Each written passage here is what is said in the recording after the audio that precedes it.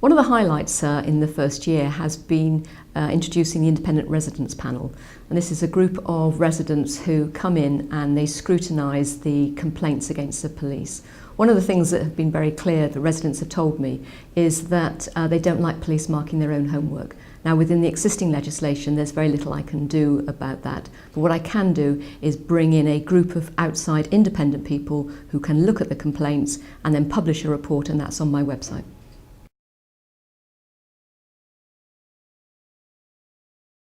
One of the things I'm really proud about is actually the way that the police have brought the priorities to life. You know, I campaigned on and got a great number of people who agreed with me on the consultation, was that the priorities for them were antisocial behaviour, burglary, violence against women and children, and making a louder voice for victims. And seeing how the police are driving those priorities and making real action in this last year.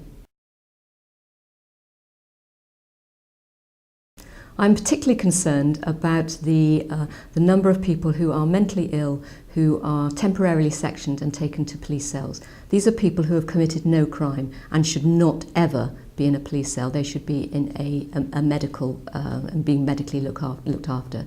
So I have this real aspiration that come April, when we move into the new buildings, that people who are mentally ill will not be taken into police cells because it's not the right place. Paramedics should be looking after them, not the police. Oh no, it's much better. It's a very exciting role. I've been very pleased on how many people have opened their doors to me. And just by having that one person who can actually join the dots, making people not think in silos about how we can work in partnership together, has been not only a challenge but actually a great joy to actually see that things are really moving and improving for the residents of Avon and Somerset. Well, if you look at I replaced the police authority, and in the last year the police authority had about 200 people who contacted them. If you look in my last year, we've had over nearly 6,000 people, so whether that's through contacts, whether that's through consultation. So there is a real hunger out there for people to be involved in their police service, and I'm delighted that the more I go out and talk to people, the more that they want to come back and give me some real positive feedback.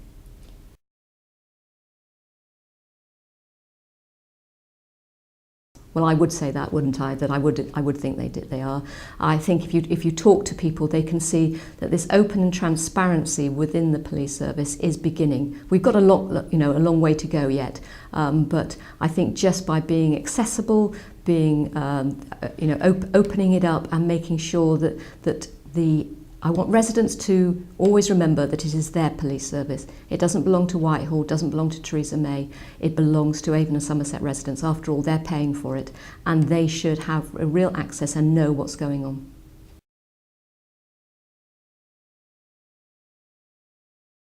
Well, next year will also be a challenge, but later on I will be introducing a road safety summit when I'm working with Bristol City Council and various other cycling organisations, because there is so much disquiet at the moment within our roads and pavements about who should be using what, who owns what, that actually I think it's time to sit down and actually work together and look at what people can expect from the police, what can they expect from City Council, what do cyclists have to do. You know, I mean, I think it's outrageous that people who are cycling should be cycling with no lights at night. I mean, it is absolutely dangerous. So, you know, we need to talk about how, in a very busy city, how we can all work together, because that's what we've got to do. We have to have more tolerance, but we've all got to work together.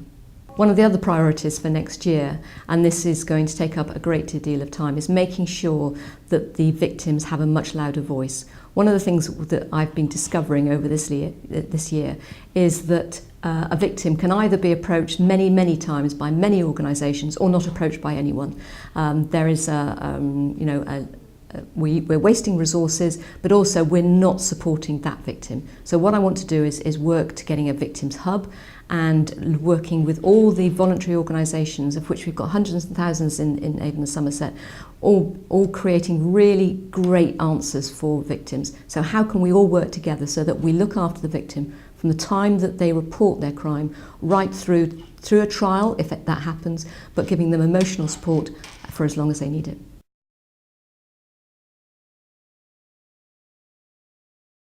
I don't think it's probably for me to say what I want to be remembered for. I think ask the question after the 3.5 years that I've been in tenure. But the one thing that I hope people will say is that the police are far more open, far more transparent, and they understand what the police are doing within their community and within Avon and Somerset.